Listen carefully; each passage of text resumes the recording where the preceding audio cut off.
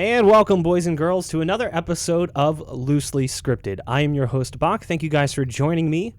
This is the show that has no script, no rules, and we can say whatever we want. In the last two episodes, I brought in some casters from the Counter-Strike world, guys that I've known for quite some time. And I'm going to bring in somebody else that I know pretty well, but not a caster. Someone you maybe don't know, or maybe you don't even know that job is a thing. I'm talking, of course, of my good friend, Declan. Declan, thank you for joining me. Hi, thanks for having me. Now, Declan, why don't you explain to everyone out there in the audience what it is that you do and then what that means? Like, obviously, we know the title. What does the title mean? So just to start off, I'm a talent manager working with ESL and DreamHack. And essentially what that means is someone who is dealing with a lot of the extra stuff that comes with the broadcast that matters on the talent's end. So things like signing sessions and scheduling. Interview requests, that sort of thing, making sure that can all fit in while you guys are also out there casting. Yeah, I mean, we've had some interactions where you were my talent manager. You always did a great job taking care of us and then also dealing with players. So what does it mean with the players? Like with us, it's kind of like babysitting, but I don't know if it's any different for the players. For the players, it's not really too much different. Like it's the same sort of thing. Obviously they have like a slightly different schedule to you guys. Like you've done DreamHack Open, so you know you could be on the desk for a long periods of time. But with the players, it's on and off the stage all the time. So there's like a little bit more of a like core time reliance there and making sure that players are there in the right time. But it's relatively similar, I'd say. It's still quite different for you guys because I work with you guys a lot more frequently and therefore know you guys a lot better than the players. But yeah, pretty much the same. Now, what made you decide to get into this side of esports? Because like with casters, it's always the same thing, or with players, it's like, oh, I watched the streams and I saw the player, and I wanted to do that, or I watched the streams and I heard the casters and I thought I want to do that. What made you want to get into this specific aspect of esports? There's a whole origin story there, I guess. But essentially, I was at Katowice 2018. I was there as a referee for Dota 2 for ESL 1. And I was only there for the group stage. So after the group stage had finished, they allowed us to stay for the rest of the show because myself and the other referees who were only there for the group stage, big fans. So we stayed. And in that time, I sort of decided that I wanted to do more while I was there. I wanted to get more experience. So I went over and spoke to the talent manager. It was a guy called Jacob Harrison at the time. And he wanted to focus more on the product management stuff back at the UK office, which is where he originates from. And he basically agreed to teach me some of the basics with talent management. And as the days went by, as I started to learn the very, very basics of the job, I decided that it was probably something that I could do quite well, and that I wanted to get more involved in. I saw it as a gateway, basically, to get more involved in esports, which is ultimately what the industry that I want to work in, or wanted to work in. And what was it that inspired that desire to work in esports? Because everyone has like a different story. Like you mentioned an origin story. Like mine was sort of just like I wanted to play like when I was 15, and it never happened. And then I became an actual adult, and I fell back into this sort of esports world. But I knew that I wasn't going to be a player anymore, and I kind of stumbled into broadcast. What was it for you that like drew your attention to esports, and what was it that kind of built that passion up? Was it playing the games themselves, or was it watching them? So it's a little bit of the love of the games behind the certain titles that I've been involved in, as well as just like when I was younger having a super competitive nature and therefore being exposed to esports through that. So I like back in the Xbox Live sort of period with Halo 3, like me and all my mates after school would just be playing that and that and that, and I'd be always wanting to be the best in that. And from there started like watching MLG and that sort of stuff. Went on from that to like maybe a couple years not really doing much, and then went to university and there discovered that I really liked playing Dota 2. Wasn't very good at it, but really, really enjoyed watching it and being a part of that scene. And so I basically joined an organization to help run the university Dota 2 league in the UK, which is called Arrow League, or Arrow Esports at the time. And from there, sort of gotten some more on the administration and management side of it. Was still that passion and that like competitive nature. that sort of spurred me on to do more and more. Went from Arrow League with Dota 2 refereeing to ESL refereeing, and then to into talent management, like I said earlier, with Katowice. Now, would you say that this is like your end game? Like, do you want to stay in talent management? Do you want to move on to bigger things? Is this just a gateway to get into a better job? Like you mentioned, you were in university. What was your original career path when you were going to school? What did you think you were going to end up doing? And is there a way you can kind of stitch those two together if you transition from this job into another? So when I was in uni, I didn't really know what I wanted to do afterwards, which is like Katowice sort of came around at the perfect time. Like before that, I'd only had a couple paid gigs and mainly volunteering, and that came up, and I saw that I can make a career out of that. Before that, I didn't really know what I wanted to do. When I initially went to uni, I wanted to get into the line of politics, but this was also around the time of like Brexit and Trump and that sort of thing. And while it was like really fascinating, to learn about, it was like it's sort of disheartening in a way as well, because it was just sort of like it's just this sort of passion I had for it sort of burned out along with my hope in humanity. Probably a bit too dark, no. But no, not at all. I'm right there with you. But this opportunity sort of came up at the right time where I didn't really know what I wanted to do, and so I seized it as best I could. You asked another part of your question. I can't remember what it was. Your original career path, is there a way that you could basically take your original goals and aspirations before esports and sort of tie them together with your esports aspirations? So like if this is your end game goal, I just want to be a talent manager forever, or do you want to do something bigger? Do you want to work on the business side? Do you want to work on broadcast? Do you want to be a caster, or do you want to transition higher into the business ladder or work in sales? What is your end game in regards to the esports? It's not something that I guess I have too much of a focus on right now. Although I'm a freelancer, I think I'm relatively comfortable with where I am right now. I'm happy doing what I'm doing right now, which is fine for me because I'm still able to grow with the role. I'm still able to make improvements on the role and expand it, which is sort of due to the sort of, I guess, creative freedom I'm given by ESL to sort of just be like, making things for talent. For instance, with Katowice this year, we did like a talent guide, which was just like an extra thing that we've done that we've not done before. Stuff like that, where I'm able to grow the role and make it my own. So I still feel like I'm progressing career-wise by just doing that sort of stuff. After talent management, I don't really know 100%. There's not really any one thing I want to focus on too much right now. But I've done a lot of thinking about things like product management, project management, sort of from my time with administering like just volunteering positions, but administering university leagues and that sort of thing. I definitely have an interest there, but as of right now and in the immediate future, definitely still focusing on talent management, and just if there is a ladder to climb within the talent management sphere, I guess, then within that. Now, you're in a kind of difficult position right now as a freelancer. You mentioned that a lot of the people that we've talked to on the show, some of them are like, oh, I'm fine. Like Scrawny the first week was like, I didn't really have any gigs lined up during this crazy timeline, so I'm not super concerned unless things get out of control. I'm assuming that is not the case for you, because usually you've been very busy, and I'm pretty sure, were you supposed to work the Dota event in LA?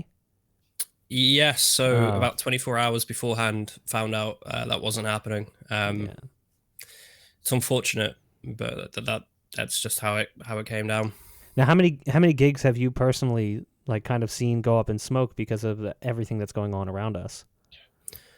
So ESL 1 LA, EPL Denver, as well as Young Shipping DreamHack Masters. Those were 3 events that I had lined up that unfortunately got canned to this whole situation. And there was also EPL Malta. I wasn't due to work that, but I know that's for freelancers, that was like quite a long gig as well. So a few of them really felt that. So there's been a few cases of it where it's just really been hurting the wallet, I guess. Yeah, I mean, the weird thing is, what's it going to look like when all of this ends? Because you wonder about all the people who have staying power, like the people who are like, I can survive this period with no work and then come back. And then there's other people who are like, I just can't, and they're trying to find work elsewhere. But then there's no work elsewhere either. Like, we're not the only industry affected. We like to talk about how it hurts our industry for a lot of the freelancers, and a lot of events are being canceled. But like, my sister lost her job, her boyfriend lost his job, my mom lost her job. This is like everywhere, and these people don't work in esports. They don't even really know what it is.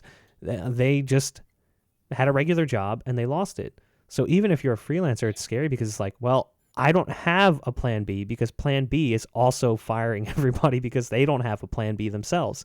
So it's definitely an interesting timeline. Now, let's go back into your memory here in your brain.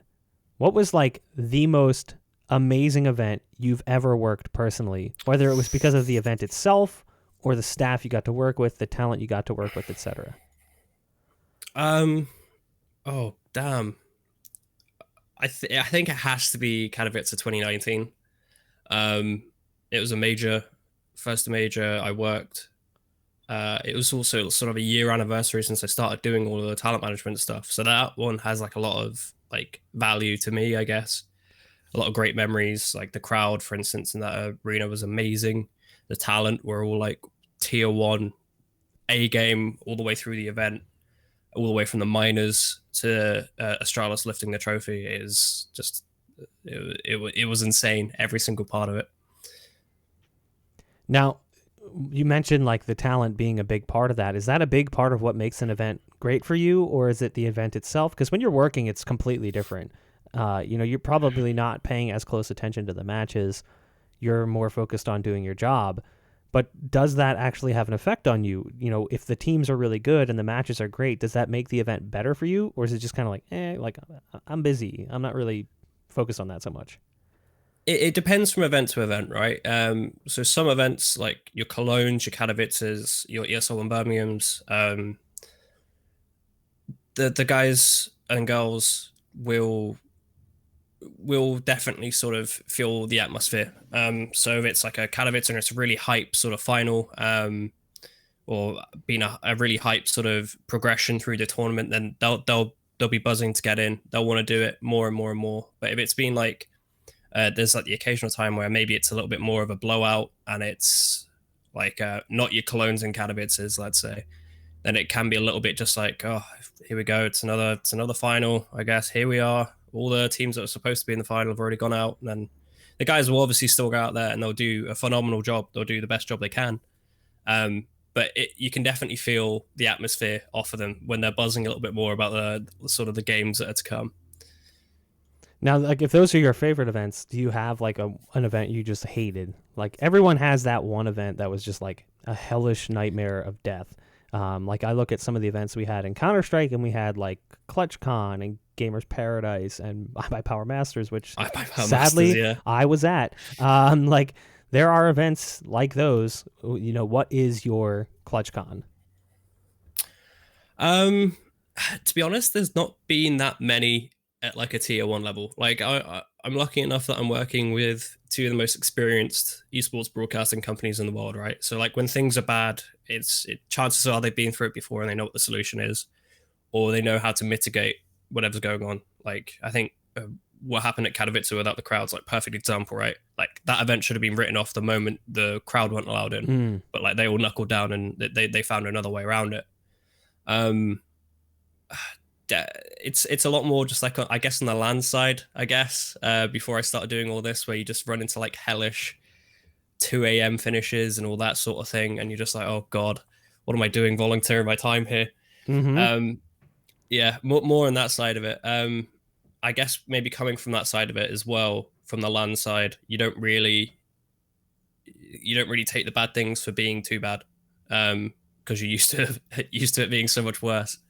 But there's not really any event I can name off the top of my head. Plus, I'd feel so bad if I just started slagging off like some of the UK lands that I've been to that have just been like real bad. But yeah, I mean, here's the thing: local lands in general are just plagued with problems because local lands run off volunteers. That's just the nature of the beast. So it's not the land's fault. It's just the fact that they don't have the time, the resources, and the staff to sort of run things the way they would like to. because they can't guarantee that those people are always going to be available, and they're kind of just flying by the seat of their pants. Sometimes the venue changes, equipment changes, they're using personal equipment. I mean, I've done my fair share of like locals myself, like 17-hour broadcast days by yourself, like single casting 17 hours straight, 3 days in a row. That happens. And it kind of does give you an appreciation for going to an event and not having to do any of that. I remember the first time I did, I think it was DreamHack Open, and I felt so spoiled. I was like, oh my God, I don't have to do like anything. Like, I don't have to, because before that I was doing stuff with ESEA and doing Mountain Dew League stuff, but I had been working for ESEA. So I felt like there was maybe a little bit more involvement from me in that, even if there wasn't. But that was just sort of like, I just show up and I do this simple job and I leave. And it's nice. I don't have to worry about cleaning up. I don't have to worry about like player relations or tweeting something out. I just get to do my job. Yeah, if I never have to seed another bracket again, it'll be too soon. It'll be too soon. Now, we've gotten to go to some pretty cool places in general in esports. What was your favorite place that you got to go to? Like somewhere that you would love to go back to just for fun? I think either Sydney or Shanghai. Those two places were just incredible. Shanghai, just from like, it's a relatively new city, and we had a good bunch of staff there as well. So we went out and we sort of enjoyed the city, saw some of the sights. With Sydney, like my mum and dad went to Sydney when they were like around my age, so that place has always like been something that my mum wanted me to go and see. So actually going out there and seeing it and getting to work like halfway across the world that was special. That was certainly special. Now, you mentioned the people. Like, this is something that I've always felt. I don't really feel like the job itself is what makes these jobs so good. It's the people. Because if you really look at it from like a background perspective, you're like, well, we showed up at 8 today and we left at 11 p.m. So we worked crazy hours. We'll work 15 hours 3 days in a row. We'll travel, which sounds great, but we don't actually get to do much usually when we travel because the days are so long that we come in before the sun's fully up and we come out and the sun's fully down. So basically all we ever really experience is nightlife. So like people here, and when Scrawny and I talked about this, people hear that we go to these cool places and that we travel and they think it's awesome. We're basically in our hotel and in a bar, and that's all we really get to see. Yeah. So when you look at it like from that perspective, you're like, wow, this job could kind of suck. But it's the people. Like, that's for me what makes this job awesome is the people. Is that the same for you, or do you just genuinely love working really, really long days? Well, funnily enough, so those two events I named, Shanghai, it was one series a day. So we weren't in there from your classic 8 a.m.s to 11 p.m.s. We were in there from like, I think it was 12 till like 3 or something like that. So it's like we still had like the majority of the day before and after, right? But yeah, like what you're saying, 100%. When you're doing those long days, you're not seeing the city at all. You're just sort of there, you know. You get out the hotel, you're in a shuttle. Shuttle goes to the venue. You're in the venue. Now it's dark outside, and you go back. Maybe you go to a bar in the evening with a few of the people. But exactly that, it's the people. There's been times where I felt like really low at an event, like really bad at an event, and if I didn't have such good people around me, it'd be so much harder. I would hate it. I would absolutely hate it. But when you have those low moments and there's someone there who's able to pick you up, or there's someone there you can just even vent to or just talk to, or even just have an unrelated conversation from work entirely, those sort of moments really sort of are the glue, I guess, keep everyone together. Yeah, not to sound overly negative or anything, like we're very lucky to work in this industry and we're very 100%. thrilled to be a part of it. But at the same point in time, it's not all sunshine and rainbows. You know, there are aspects of doing these jobs that make it difficult. Just because we have a job that's cool and we work in this industry doesn't mean that it's all perfect. Like, I think the classic example is streamers. You know, streamers always get grief sometimes, not always get grief sometimes. They sometimes get grief from their own community for taking a personal day. Like, oh, you know, I just need to reset. I'm kind of burnt out. And people are like, burnt out from what? You get to play video games for a living and you make a fortune. But it's still a job. And you're doing it. Sometimes those guys do it for 12 to 18 hours a day for weeks in a row. Like, that does wear on you. And you don't actually have actual social interaction when you're a streamer. Like, all of your social interaction is with people over a computer, which is something that we're all experiencing right now, which is a little bit tough because I'd imagine you're like me. One of your favorite parts of going to events, like you said, is the people. I like seeing people and hanging out with people. Like, that's my favorite part of going to an event, is seeing everyone and wanting to spend time with everyone. And now, like, I don't even get that on a small level, just like going to the store or going into the office for work. So, like, that's actually the hardest part of this whole thing for me, is like not seeing people anymore. Has that been difficult for you? Yeah, 100%. Like even friends from home, like I don't see any of them. Don't like we've sort of set up. I won't call it a support group, but sort of a few of us have been playing games together that are like the freelancer community. Um, just basically as a way of checking in on each other and making sure that we're all sort of getting those lines of communication to each other, that sort of vital socializing element, and making sure we're not, falling too by the wayside and getting in our own heads too much about this whole thing. I think what's helping me more than anything is knowing that this is a worldwide thing, right?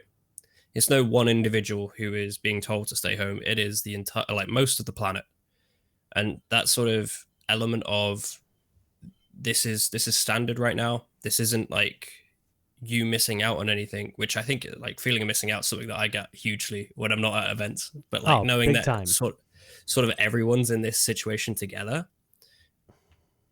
I'm not sure if it's a good or a bad thing, but that sort of helps with me coping with it, I think. Yeah, I'll agree with you there. Like, I actually was at one point looking at flights down to Brazil. I was like, I could go to the Rio Major. Like, I have enough miles. I was like, I could afford this. Like, the hotels aren't super expensive. I'll make do, just because I wanted to go see another major. I've only been to one. I went to the Boston Major, and that was it. But Good major to go to. oh, it was a great major to go to. The craziest thing, and we talked about this, Tom and I, on the previous episode. That Boston Major, there was 10,000 people there, all cheering for Cloud9 when they won. Then we went down to Rio for DreamHack, and we had like maybe 1,200 people there, all cheering for Furia, and it was so much louder. Like, everyone was screaming as loud as they possibly could. It was a pretty unbelievable experience, which is part of the reason why I want to go back to Brazil. One, the people are awesome. Two, the food is awesome. And then three, it's a major, and I haven't been to a major in quite some time. Now the major is getting bumped off to November, and it's making me think like, that makes it a lot easier to plan for this major. I can get hotels now. They'll be a lot cheaper. Are you potentially going to be involved with that major at all? Because you work with ESL. I should be at that major, yeah. Yeah, pretty How much. how many majors have you gotten a chance to even attend or work at? So, I've done Katowice. I also attended the quarters and semis of the Faceit major in London, but I couldn't do the final because we literally had to fly out for ESL1 New York on the finals day, which was unfortunate. But there's worse places to be flying out to, I guess. Yeah. Now, so too. So I wanted to ask you some questions, but we talked about it beforehand, and I didn't want to make you feel awkward. But I will ask you this one. Was there ever a time when you were about to work an event and you were super excited because there was one specific person on the talent roster you're like, I really want to meet this person? Or even maybe a player that we were going to work with, like you were kind of like starstruck almost for a moment, like you're like, I can't wait to work with this person? There was 100% one event that was, again, Katowice 2018. Reason being, that was the first international event I'd done. And it was a Dota 2 event, which is like my game at the time. So getting to see all the teams and then seeing all the talent as well.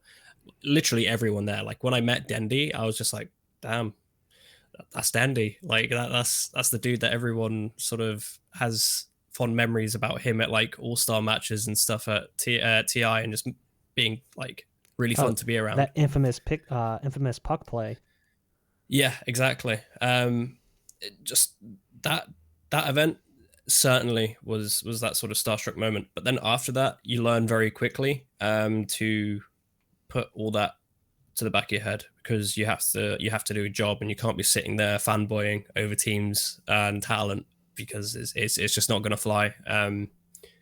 You need to be on your A game and not not with any semblance of like favoritism or anything like that.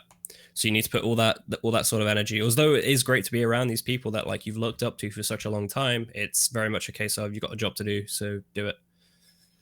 Did you awkwardly walk up to those guys and like introduce yourself and be like, "Hi, I'm Declan. I'm a huge fan." Because I've always felt like that is like one of the hardest things. Because there are even players I know from like working with them online. It's like, do I go up to them and introduce myself as Bach? Like that just feels weird. Was that weird for you? Like, did you do that? I 100% did do that.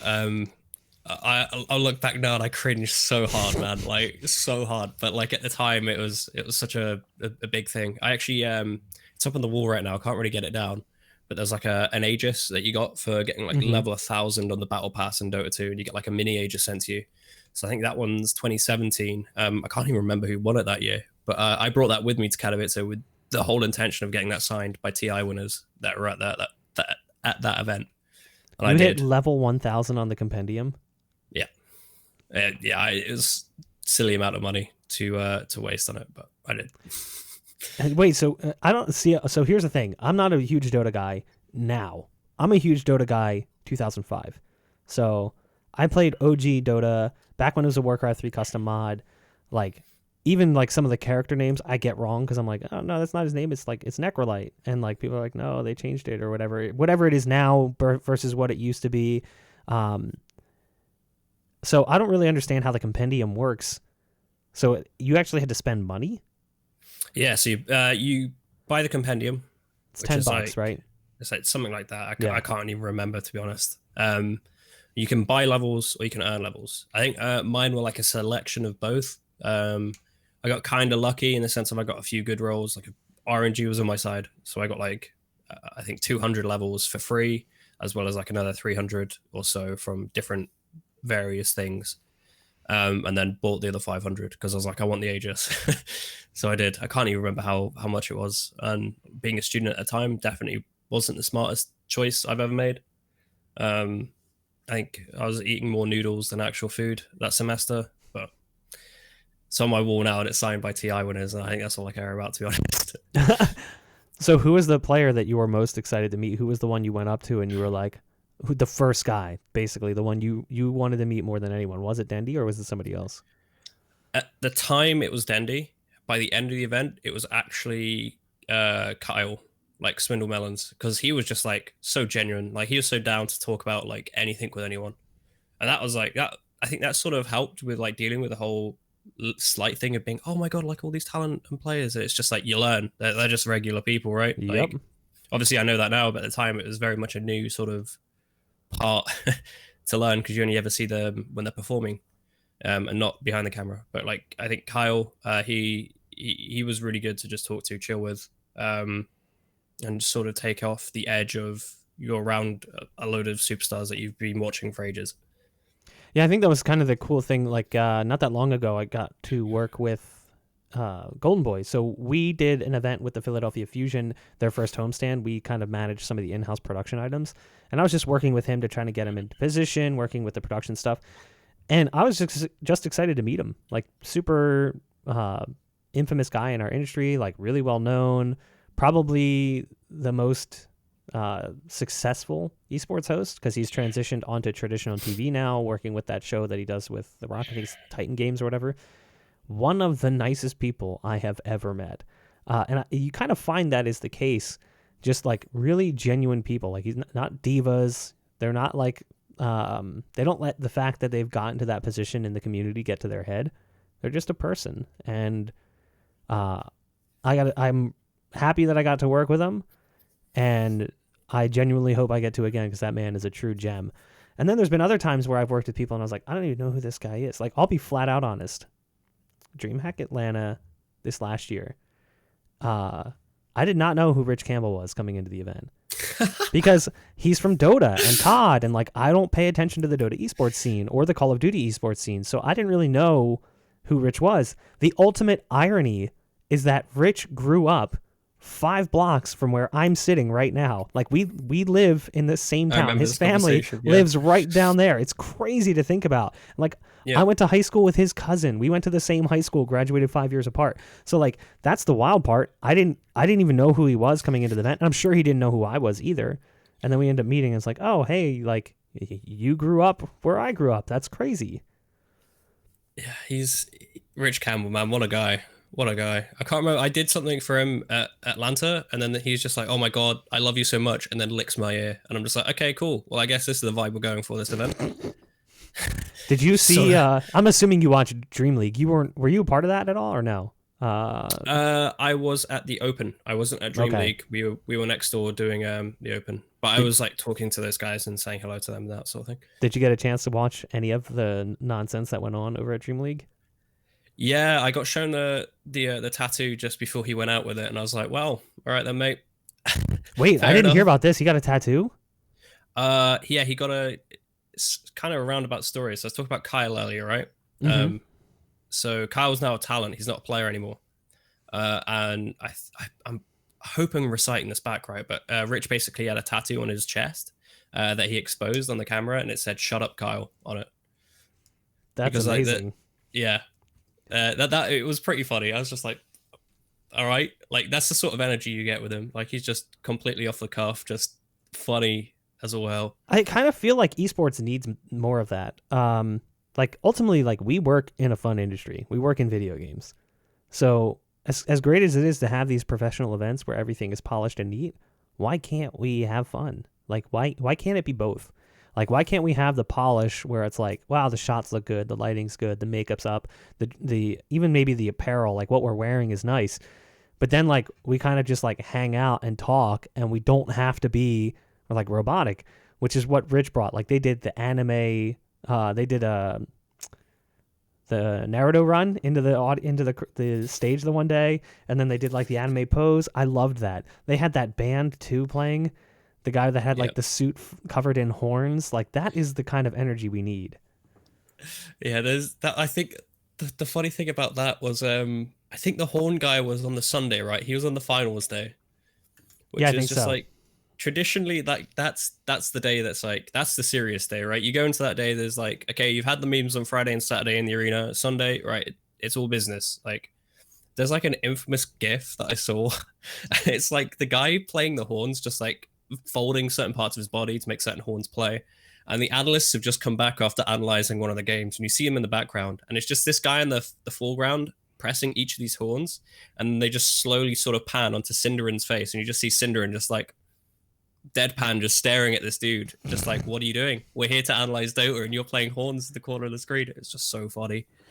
And see, like that kind of energy is contagious. Like you want to watch that. I wanted to watch Mhm. it. I don't even watch Dota. I was watching that because I was like, this is so fun.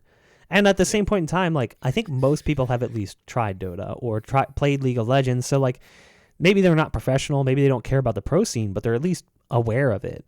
And Yeah. it may be like actually I think I installed Dota after that event and I started playing oh my gosh, what's the one here Ability Draft AD, Yeah, because that yeah, is yeah. the only form of Dota I can still get behind because I just don't know the game meta well enough anymore. Like I'm Yeah. going back to like now it's runes are on 2-minute timers, right? I think runes. You don't even You're know. asking me. You're supposed to. I thought you were a There's, all right, Dota no, guy. I know. There's runes on 2 minutes, which are like the ability runes, and then there's Yeah. bounty runes every 5 minutes. Okay. Back in the day, it was 7 minutes, and it was from when you picked it up. So you had to ward the lane, and if someone picked it up, that started your timer, and you knew 7 minutes from that moment, the next rune was going to refresh. They do that with Roshan, I think. I think that's Aegis. Aegis is picked up, and I think it's 7 or 8 minutes. I can't actually remember. I don't Yeah. play carry. I So I don't actually know. could be wrong too about the 7 minutes. I can't remember this. Like I said, it's 2020 now. I'm talking about like 2004, 2005. So this is like Before my time. half of my life ago. I'm 32 years old, so this was a long time ago for me. But I do remember I probably sunk a solid 10 to 15,000 hours into the original Dota. I was a hardcore no lifer right out of high school. Worst Damn. thing that could possibly happen when you get out of high school is your friend opens a LAN center. It's not a good Yeah, I thing. can't imagine that's good for the old revision for exams or whatever. Yeah, so like I was like, oh, can I just like come game for free? And he was like, yeah, sure. And then that translated into us showing up at 6 p.m. right before they closed. They would lock us in and then gave us the alarm code so we could just arm the alarm and walk out the back door, which locked behind us. So we would game from about 7 p.m. to about 7 a.m. every day. That is, I think, something that my generation missed a little bit. I'm not sure. It might be different in America, but like LAN cafes weren't really a huge thing. I remember my cousins, like my older cousin, going to them, like going to libraries and that sort of thing to play RuneScape. I think it was or Neopets or something ridiculous like that. Club But Penguin. Club Penguin, yeah, big one. But my generation, I think it was more just that was the era of like home internet becoming somewhat reliable. It was still CD disc downloads. Like I remember installing WoW over like 5 or 6 CDs, something ridiculous like that. But yeah, like LAN casts, we sort of missed out on. We still had LANs, just not your everyday there 6 p.m. getting locked in sort of style. Now, we're talking about some of these like old school games, and is there a game you would love to go back to and work in that instead? Like right now you do a lot of work with Counter-Strike and Dota. Is there a game specifically that you're like, screw both those games, I would love to work in this? There's not a game that I'd like be like I would trade Dota and CS for. Like I love both those games. Like CS, I played like maybe 5 hours before I worked a CS event, and then I watched it a little bit, and I was like, hey, I really like this, and then I just kept on playing it, and I got to like LE or something, which is where I'm at now. I'm like, that's fine for me, but like I can play that game enough. If there was a game that I wanted to go back and work in, it'd probably be Halo 3. With Master Chief Collection, I guess it's like kind of ideal time to maybe do that. But that's the title that sort of started it all for me with esports. So I'd love to go back and play that. Now, Or not play that, but be involved in it. You know what I mean? wasn't it DreamHack Atlanta 2018 that had a Halo 3 event? Am I mistaken? I think that was the last Halo LAN for Halo 5. That was I don't think it was the last one. I think it might have been the second to last one. I know what you're on about. Is it HCS they call it? Yeah, yeah. Yeah, that was Halo 3 and Halo 5. I remember that because I believe that was this Sims and Dan Gaskin were working there, who I knew from UK office. Yeah. Um, yeah, I remember that. I remember that. Did you get to watch any of that at all? No, not at all. With DreamHack Open days, you tend to get some pretty long days. So I think they were starting the same time as us, but finishing a little bit before. So I don't really get to see much of that, unfortunately. I think that's where we actually met. Was that Atlanta? Because I think you kind of, if I'm not mistaken, you were our talent manager for that event for Counter Strike. But I'm trying to remember what wasn't like Robin couldn't make it. I think to that event, so Robin wasn't there, and you were kind of just taking over all of that responsibility. So there's a funny story to well, not funny story. It's kind of an annoying story at a time, but looking back, it was really gifted opportunity. It ended up being. I was in Chicago for IAM the week before, and I decided that I was going to go to Atlanta to do DreamHack because I'd never been to a DreamHack before, and it was an opportunity to see another city. I was only there to volunteer, which I don't know why I thought that was a good idea, but I was like, there's an opening for Hearthstone to be an admin. I'm going to go to Hearthstone and I'm going to admin it. So apply, get it. Great, book my flight, book like a $40 Spirit flight from Oh Chicago. man, rolling the dice. Yeah, really rolling the dice from Chicago to Atlanta. Missed my shuttle, have to get transportation. Public transportation in America, by the way, absolutely awful, but I have to get that from the hotel we're at to the airport. Wait, in Chicago? In Chicago, yeah. Ooh, that's sketchy because I was at that first IM Chicago, and someone someone got shot on the MTA right across the street from where we were at. We were in like we were at the karaoke place. So after that, I was like, wow, Chicago is just as dangerous as everyone says. But keep going. It's something, but it was yeah. So I had to do that, and then an animal died on the tracks, and apparently that shuts down the entire rail system in Chicago because why not? I guess. So I ended up missing the flight. begging ESL Travel to basically book me another one, which I had to pay for, unfortunately. But I managed to get like a United flight or something, or a Delta flight, something like that. It would have been Delta if it's going to Atlanta. But yeah, and I managed to get to Atlanta in the end. There for a couple of days, helping. I arrived like 2 days before I was supposed to, but I'm helping them set up, doing all that, and then get an email. Oh, by the way, we don't need you this weekend, by the way, so don't bother traveling. I'm just like, you motherfuckers, I'm already here. What do you mean, do not travel? So I had to speak to someone, and it was like a whole long process of basically being like, look, guys, I'm here to volunteer my time. Wanted to experience the event. I've been here helping you for 2 days, and now you tell me you don't need me for the weekend. Come on, man. This is kind of bullshit here.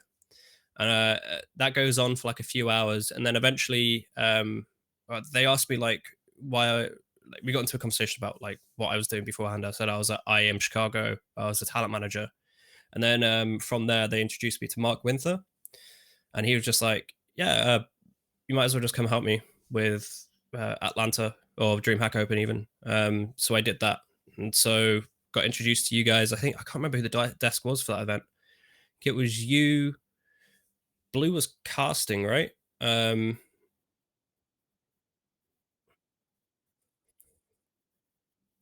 Yeah, I'm trying to remember if Christine was there.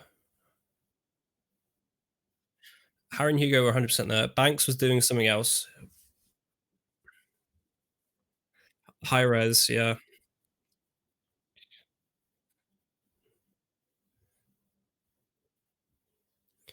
Yeah, I know Blue was there. Risk was there. The two casting duos. Were you hosting the desk for that one? It's Trace. Yep. Yep.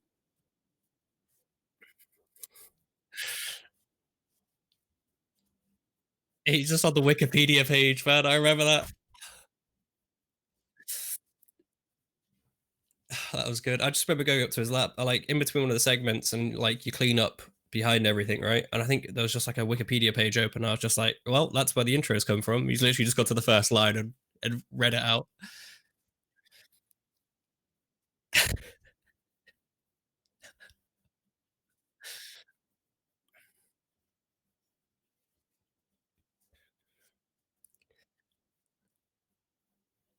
Yeah, that was a good event. Yeah, it was sort of similar to how I got my start with ESL. Just like volunteered for a few days, got a gig, got asked back for paid work.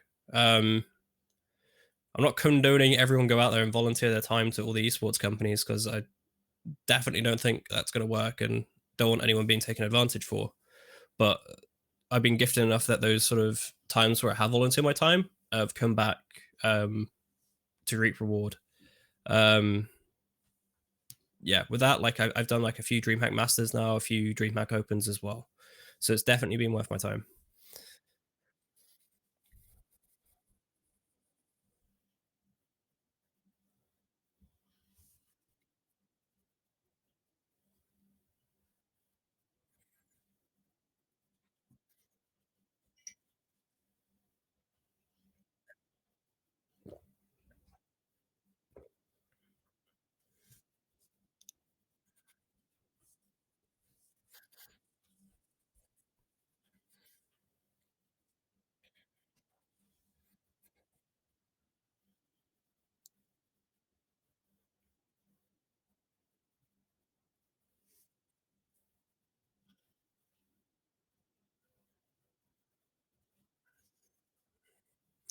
I wouldn't say I'm against like volunteering. Like I said, I've been given this position based on events where I've volunteered my time.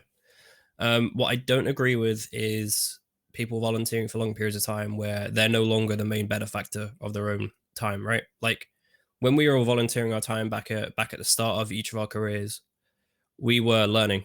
We were basically just getting the skills that we'd either picked up from school and we were refining them in esports, or we were learning about the industry more and more and how all these things worked.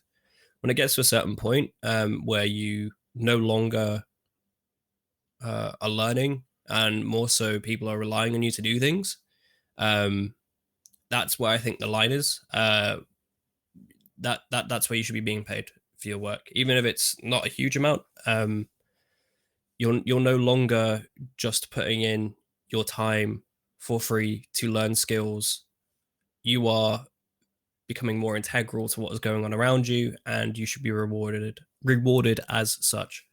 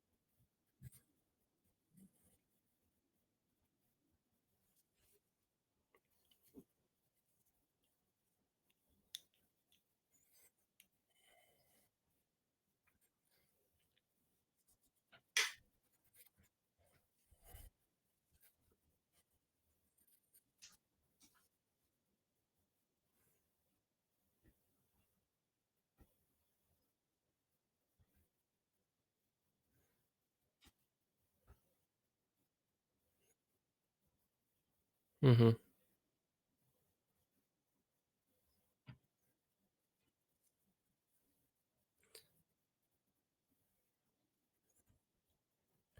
Um, so I'm not going to really give too much away, but I was recently offered a full time position, um, and I decided against doing it because of where I'm at right now. I'm not.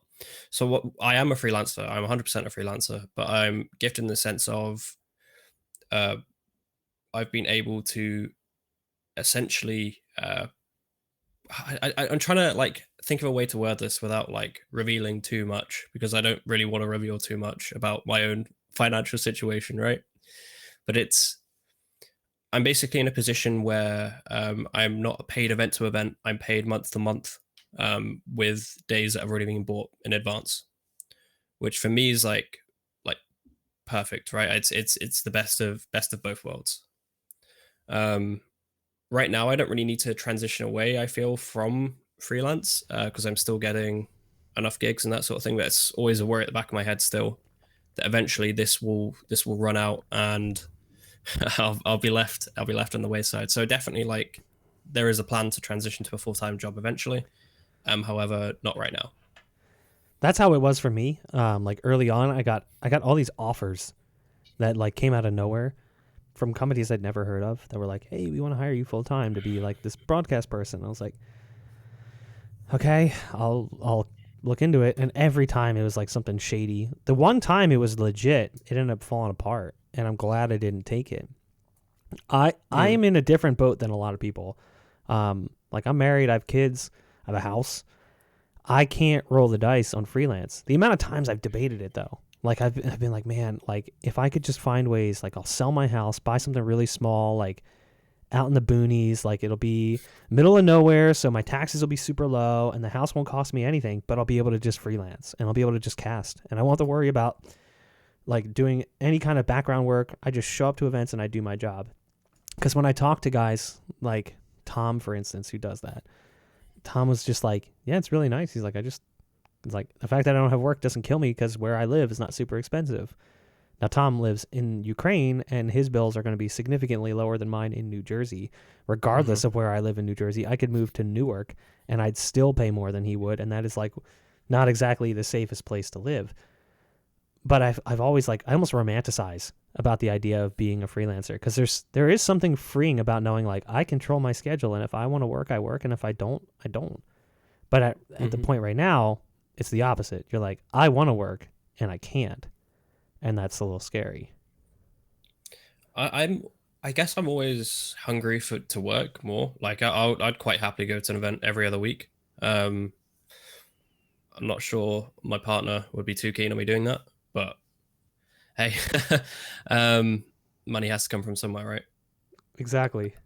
It's it's not that I'm not. I guess actually it is. I'm not ready to transition to full time just yet. I know, like eventually, that's where I want to go. That's where I want to end up.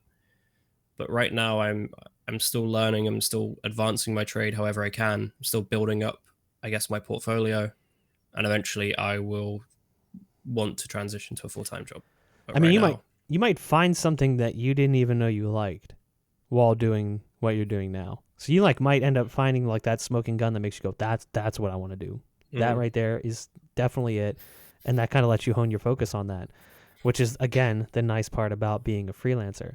You mentioned the travel though. That's one of the bad parts about working in this industry is sometimes it feels like we live on the road. And now I haven't had this happen too many times. I've had back to back to back events a couple times where it's just like an entire month. I'm barely home, maybe 5 days. What's the longest you've gone like on the road consecutive?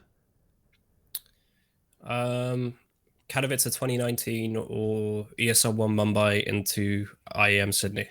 Both of those I think were like 3 and a bit weeks. And when you're that far away from home, I think Mumbai to Sydney was kind of hard because it was like I was alone for like a week and a half of that as well. So I was like, oof, really feeling it now. Actually, no, it was ESL1 Mumbai into IEM Sydney into Blast Madrid, and that was like just over a month, I think. Jeez. That that one got to me, and like I had cancelled flights in the middle of that, and like all sorts of just horrific issues of travel. That's like really hard to keep your morale up, but you got all that stuff going on as well. But yeah, I'd say that's the longest. That's definitely the longest I've been away from home. What am I saying? Yeah. I mean, I think I've had like 15 or 16 days straight, and then like I came home and I had like 2 days and I had to turn right back around. I think that's actually worse. I'd rather stay on the road than come home for a day. I think it was between I did an event in Vegas and then I came home for like 30 hours and I went to Brazil for Rio. So I was not home for very long. I basically got home, did my laundry, went to sleep, and then just focused on traveling the next day. Because like even though I didn't have to leave, like that was my travel day. Like I knew I had to go to the airport that night. I'm not really going to do anything crazy because I know I have to leave. And there's been a few times like that where I've had those like quick turnarounds, like 48 hours or less. But at least like that, I was lucky. Like the travel wasn't too bad. I didn't have any flights canceled or bumped. What was your worst travel day? Because I've had some pretty bad ones, and I'm sure you, like many, have had some terrible travel days. Like you mentioned that story in Chicago. Have you had worse than that, or does that take the cake? It's either that or there's a couple. There's been a few. I've had like a 7 hour layover in Frankfurt before. That sucked. That was awful. I felt like what's that movie where he's just stuck in the terminal? I think it's called Terminal, right? It might be, yeah. Yeah. It felt like that. And then there was the worst one was Sydney to Madrid for 2 different events because we had like a 3 hour wait to actually fly because I think something was wrong with the front landing gear or something like that. Really inspires so confidence in your plane too. really does, yeah. So you just like have a 7 hour flight and then you just like, oh yeah, there's that problem before we took off. Great, now we have to land. Awesome. But then we land and then we're stuck in I think it was Qatar or Abu Yeah, it Dhabi. would It have was been. one of them. Yeah, it would have been like somewhere in the Middle East, like Dubai or something like that. We were stuck there for like 7 hours. Luckily, we got to shower and stuff, but I think it was me and Chad that ended up doing that sort of route together. That was hell. We had people who went the other way around. So people who went from Sydney to LAX uh, to Madrid. Like they went the other way around, and that What? should have been that should have been so much longer. But they were there already by the time me and Chad landed, and I was just like, "This is just what is going on here? Why has this happened?" That's one thing. Like, I really want to go to Australia for an event, but the travel sounds terrible. Yeah, I think from it's at least direct from mainland America, right? Like you can go from LAX to Sydney. That's a route, right? Yeah, yeah, you can, but Yeah. you're Okay, so traveling that's into the future. oh yeah, I guess you got the whole Dateline thing to think Yeah, about, right? Yeah, that would suck. Yeah, that would suck. that happened to DJ Prius the one time. I remember he said he took off. I think Prius said he took off on Monday at like 8 p.m. and he got in Monday at like 5 p.m. He's like, there's something so weird about this because you travel back in time, but time's obviously still moving forward. So he's like, my day that day was like 37 hours long. I'm like, oh my God, that's so bizarre. Yeah, but in reality, it's like what I don't know what the flight time is. Probably like 12 hours or something. Yeah, it's a long From flight. yeah, I can't. I Because won't be able to tell you. even the flight to Hawaii from LA is like 6.5, 7 hours. People And don't that's like realize, like, halfway yeah, almost, right? yeah, people Yeah. don't realize how far out Hawaii really is. You look at it on a map and you're like, oh, that's close. Like, nope, it is not close. You are far. Mm, I can So, imagine. I think when we did an event in Katowice one year. This was the first MDL Global Challenge when I was working with ESEA, and we had players coming in from the old original Chiefs roster, which is like the second team in Australia to actually get paid salary. And one of the players said his travel time was like 33 and a half hours. So he like took a train from his house to his local airport that then flew him to Sydney, and then he flew from Sydney to Dubai, Dubai to Frankfurt, Frankfurt to Katowice, and then Katowice's airport is like an hour and a half shuttle, it feels like, through the country too. It's like in the middle of nowhere. Yeah, that's a Because very weird shuttle. yeah, it is. Like, I remember we saw a guy on the side of the road that clearly got hit by a car on his bike, and there was like people helping him. And our bus driver is Okay. driving like 90 miles an hour down this country road in the middle of nowhere. And I remember we had a bus full of people, and I look over and Freakazoid's next to me, and he's just like, "We're all gonna die here." I'm like, "All right," like a little dramatic, but he was just like, "This guy's driving way too fast. We don't have seatbelts. I don't speak the language. I don't have cell phone service." It's a little bit eye opening. Katowice is a wild one.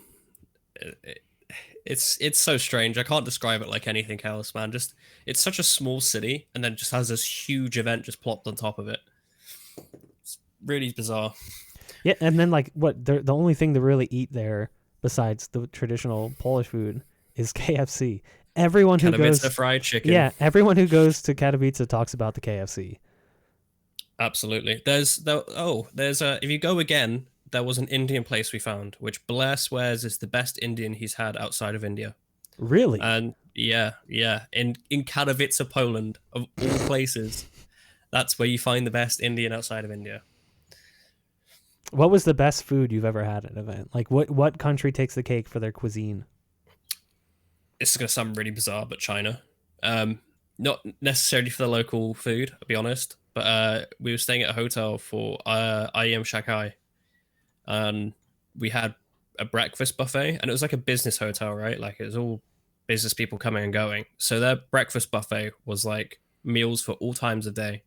Like you had people arriving from London who it was like evening for them, or like lunch or whatever, just as an example, and they'll be able to like eat dinner and go to bed, or they'll be able to come down in the evening and have breakfasty food and then go off and have a flight or whatever it was that they were doing.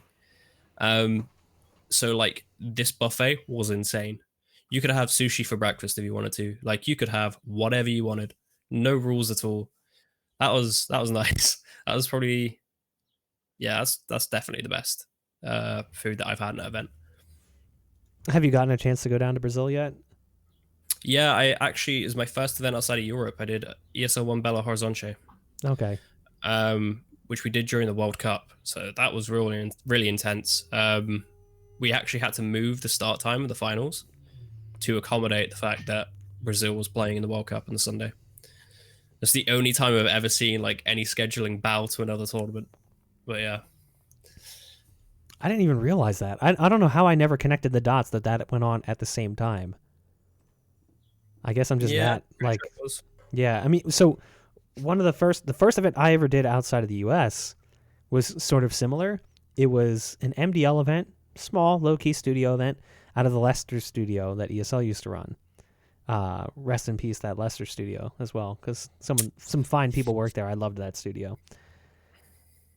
It was when Leicester won the Premier Cup, and me being an ignorant American, I didn't know anything about that. So I'm just like, oh, we're going to England. This is cool. And I'm like expecting like London and I don't know what I was expecting, to be honest. I was just kind of like, this is cool. I had my passport literally days before I flew. I had never been outside of the United States before. So we get there, and the first day, me and my co-caster are talking to this German guy at the bar, and he's like, oh, are you guys here for the game? And I'm like, what game? He's like, oh, Leicester is getting the Premier Cup. Like, they've won. They're getting it this weekend. And we're like, oh, no, we're here for a different game. Like, we proceeded to tell him what we were doing there, and he was just kind of like, okay. Okay, you guys do you, I guess. Yeah. We were in the studio all day that Sunday, and then we come out, and it's just like, you open the door, and all of a sudden, it's just like noise hits you in the face. Yep. Because it's just like 40,000 people are in this tiny-ass British town celebrating the win that no one ever thought would happen. Like, they were the like heaviest underdogs to ever win anything, I feel like. So it was probably one of the most unique experiences I've ever had, just being in a city surrounded by people celebrating a game I didn't even know was happening for a team I didn't know existed. But you couldn't help but get into it a little bit. Yeah, I remember that year. I think everyone was glad Tottenham didn't win, which is like, Tottenham get a lot of hate. They're a different football team. But that's pretty much what I remember about it. I'm not going to lie. I wasn't really following it too much at the time. Would you transition to actual sports if an opportunity came, or would you try to stay in esports? Because I know a lot of people have an interest in that. I don't know. It depends on the game. I'd transition to maybe Formula One. But I don't think I'd transition to football. Plus, my job doesn't really, I'm not sure what capacity exists in a lot of these other sports. So I might just be locked into esports, even. Yeah, I mean, maybe. There's still, like, you could, yeah. I mean, if you were doing, maybe not player management, but you could do talent management for sure, because all of those things have a broadcast. So Sure. Ultimately, there's always going to be talent that need to be wrangled and put in position. And if anything, I'd say the bigger the event gets and the higher tier the people get, the more demanding and necessary your job becomes. Like I've heard 100%. some horror stories from like makeup artists and stuff that have worked in traditional broadcast with like the NBA. Like I think one of them called out Shaq specifically and just said he's like kind of a nightmare, but not because he sucks. He's like a huge troll. So he's just always messing with people, which actually made me laugh because I just imagine this gigantic human being like messing with people all the time. And like, what are you going to do about it? He's way bigger than you. But I've also heard some really like negative stories about some of the talent that work outside of esports and in the traditional sports broadcast world. Like just terrible, terrible things. Can't imagine. Yeah. But at the same point in time, I'm like, it'd be kind of cool. Like if an opportunity came up, like if a game show was like, we need a host.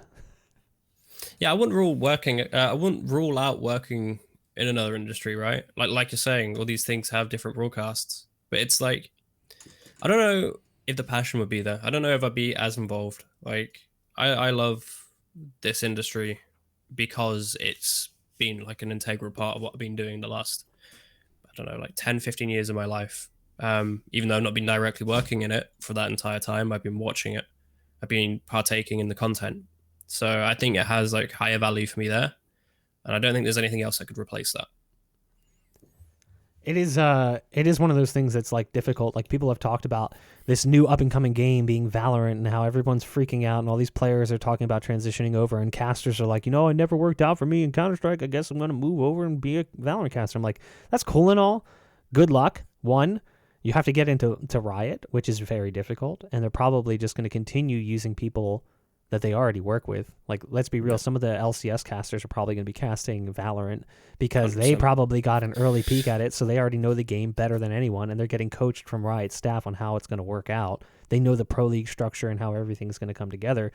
So have fun with that, because there's not going to be an amateur feeding scene like there is in every other esport title unless Riot develops it. So realistically speaking, even though you want really bad for this to happen, a lot of those people are not going to see that happen. And even if you're really good at it, like, again, like, the passion has to be there. You have to actually love it. Like, I love Counter-Strike. Do I play it as much as I used to? Not even close. Nowhere near it. But I still love the game, and I love the community. I love the people behind it. I couldn't fake it and go do another game. It just would feel wrong. Yep. I hate this whole mentality, right? With it happened with World of Warcraft. It still happens with WoW. And it's happening with CS right now. It's happening a little bit with Overwatch, but Overwatch is doing a good job of it itself. The term is X killer, like WoW killer, CS:GO killer, Overwatch killer. Just, man, it's just another game. If it's gonna succeed, it's gonna succeed. But like, there's no point just trying to have this entire thing where this game's out to kill this game. There's no real reason for it. I mean, you look at League of Legends and Dota 2, right? Those are two games that sort of coexist. I think that's like the most that's going to happen with CS:GO and Valorant, right? It's just going to be two games that are somewhat similar in some ways that will have maybe a slightly shared fan base. But I don't see like Valorant coming in and completely destroying CS. I think that's just such an unrealistic thing to expect.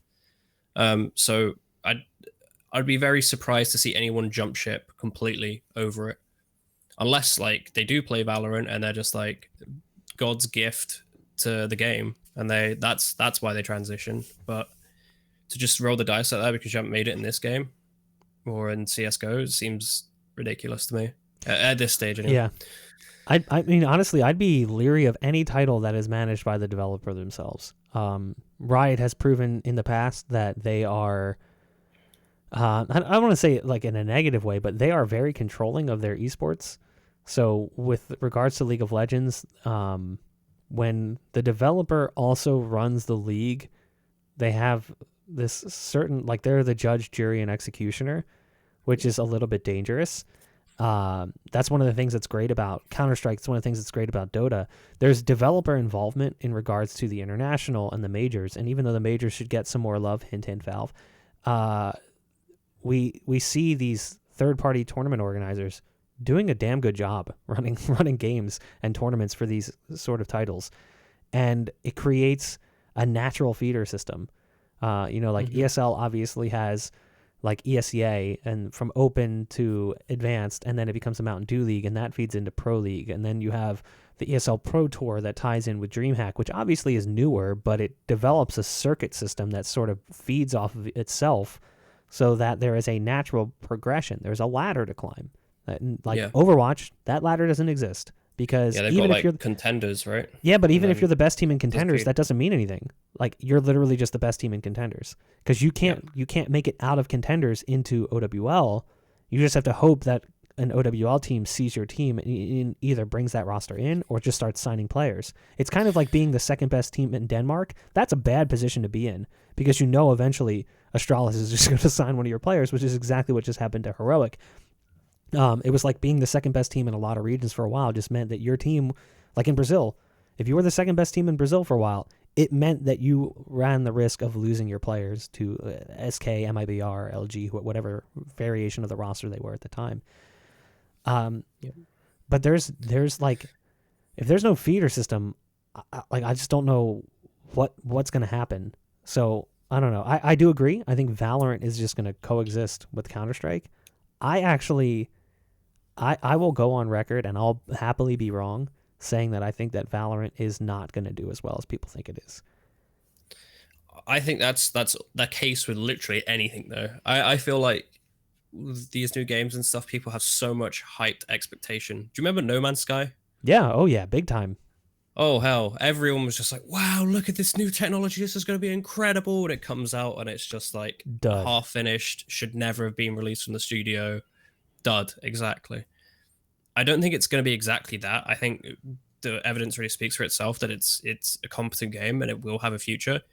But people thinking it's just going to come out here and just be like the best game ever made. It's going to be like absolutely incredible. It's not a realistic expectation to have. You know, you gotta be a lot more realistic with what you're going to get out of these games. With Valorant, it's probably going to be the same system that League has right now, right? Which is closed, franchised like all the other leagues are now in LoL, franchise league. Maybe there'll be academy teams below that, but there'll be no team path to progression. Sure, players will get picked up, but there's not going to be team progression like there is with other titles like CS and Dota.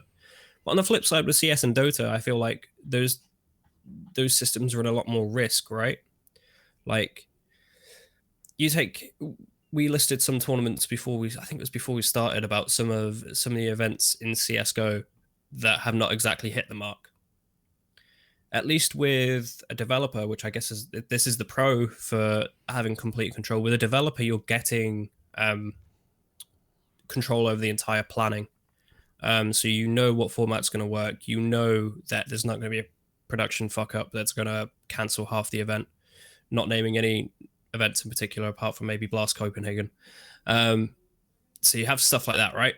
But I wouldn't say it's a catch-22, but you just need to look at both the systems. They're going to have advantages and disadvantages for both.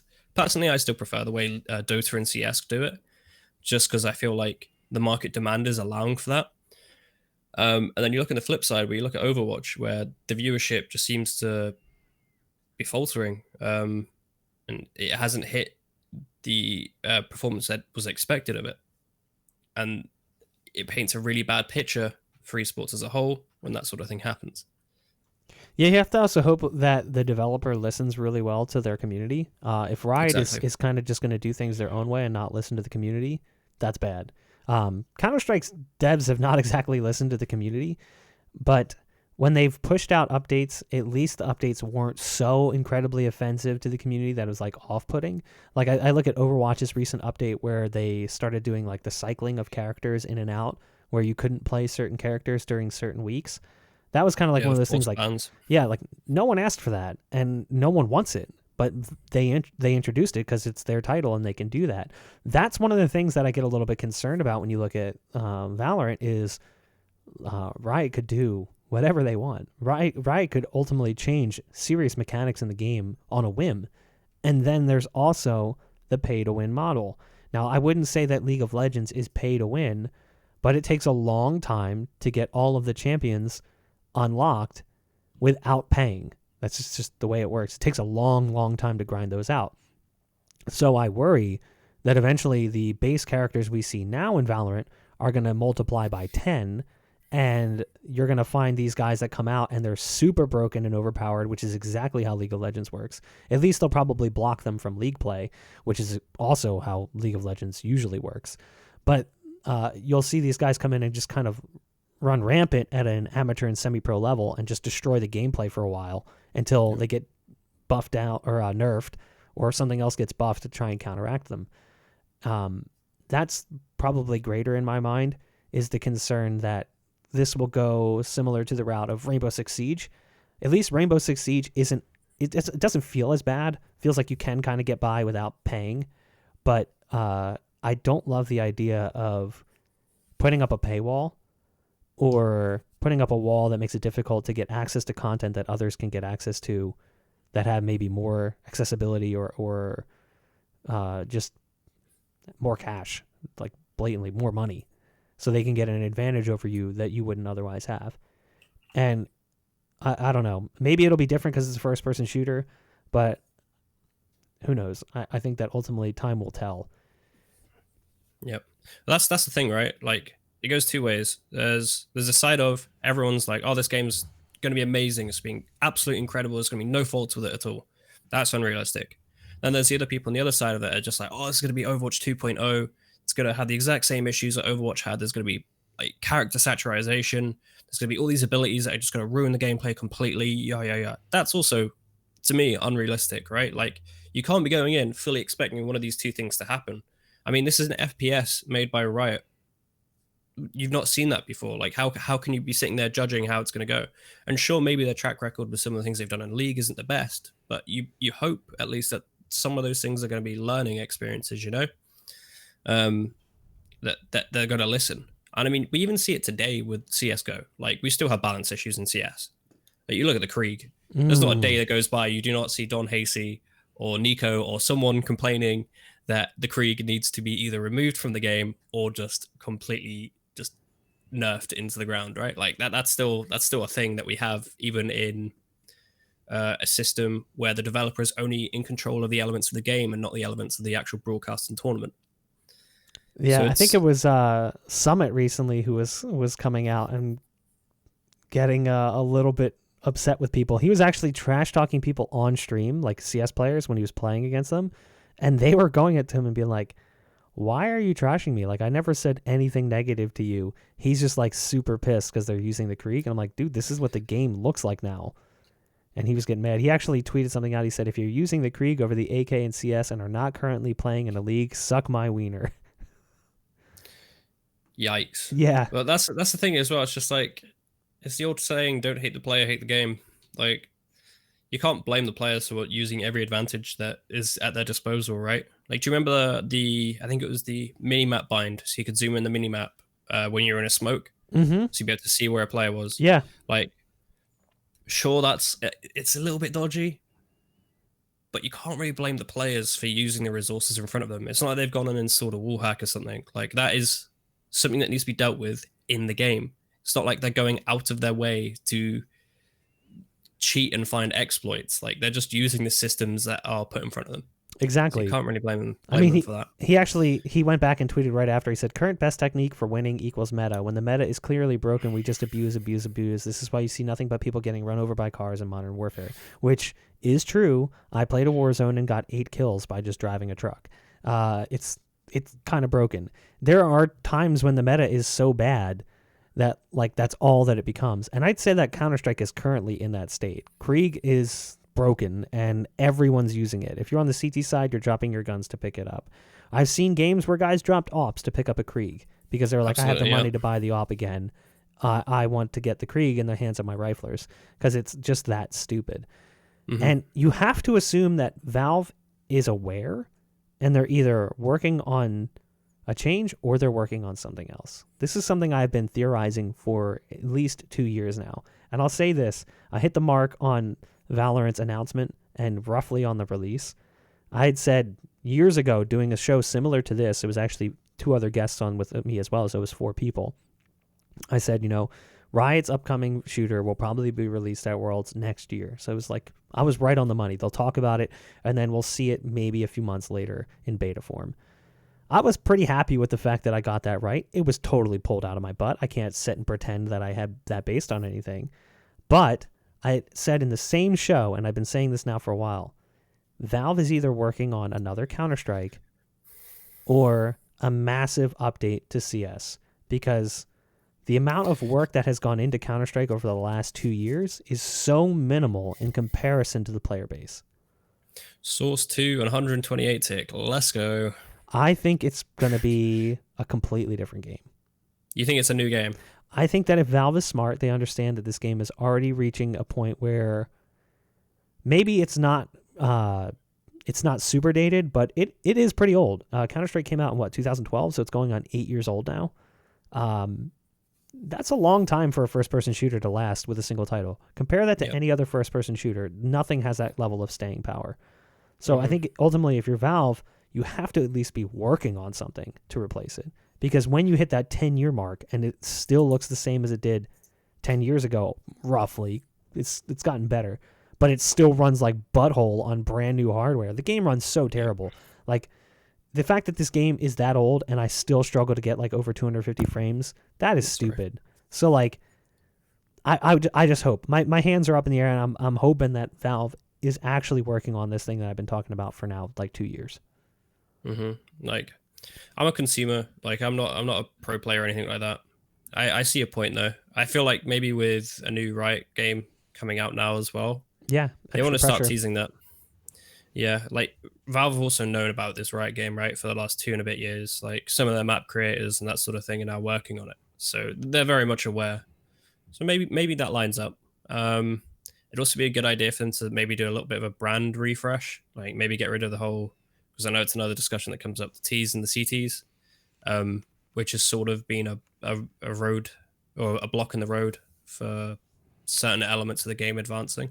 Yeah, I'd say that's one thing Valorant did really well. The whole idea of having like offense, defense, and the spike instead of the bomb, Spike, yeah.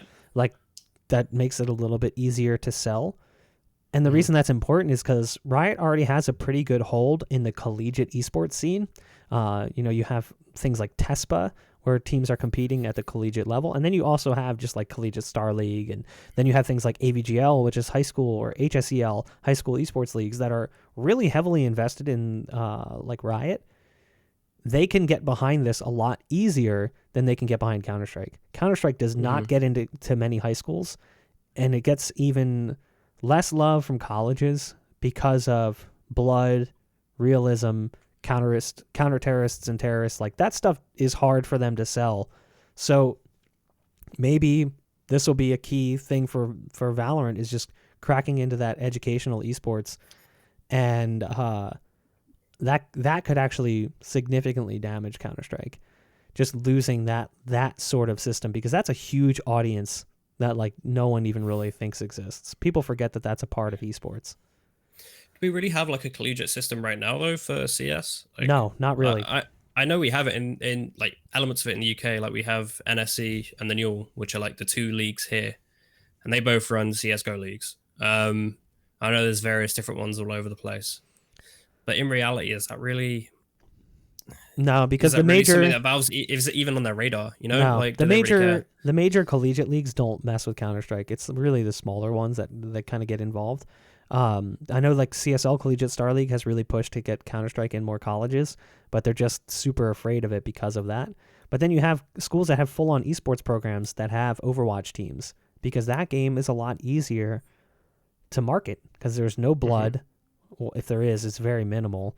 The violence is understated because it's cartoony and exactly like Valorant looks, like sort of more unrealistic. Everything's sort of sci-fi and less like a real gun. They're not talking about M4s and AKs. It's like these bizarre names that were made up for like the game. Sheriffs and that sort of thing. Exactly. Yeah. Like I think that Riot was really smart with how they developed this title. As much as I've maybe, kind of dissed on Valorant a little bit for the show, I think Riot was brilliant with the way that they developed this game. They developed it in a way that this will have mass market appeal, because there will be limited reasons not to like it. Yeah. I think part of that as well, if Valve do develop a new, like what you're saying is true, they're developing a new game, right? Part of that is Valve's ecosystem for running their games is so much easier, right? Like you don't really have to pay Valve anything or anything like that to license CSGO. I know from speaking to people who've tried to authorize leagues for Blizzard and Riot games, it's a lot more work. Like there's so much paperwork that goes into it, which I guess like when you have like a closed system like they do, it sort of makes sense that they want to have more control over their IP, even in the lower leagues. But if Valve come out, make like a more child-friendly, let's say, game, but like maybe it's not an 18, it's a 15, but it's still at its core, it's still CS. That could be a winning recipe, especially for a lot of these lower leagues. And that'll feed into what you were saying about feeder systems, right? If you're able to have grassroots tournaments for this game, lead all the way up in some capacity to the pro scene for a team at least. I know players will obviously be different. That could definitely be something playing in their favor if this does come down to sort of a war or whatever.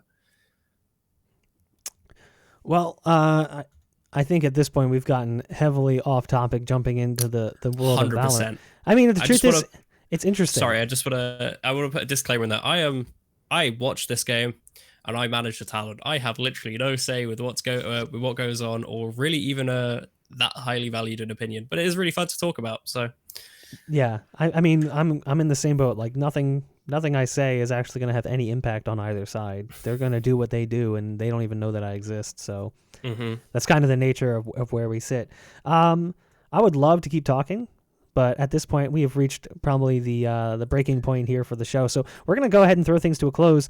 But there is a chance I'll bring you back. Tom kind of is in the same boat. Like, we just had so much to talk about that I was like, you know what? Maybe we'll even have like a talking head segment with a couple different people, and you and Tom can join me as well. I feel like that would be a lot of fun.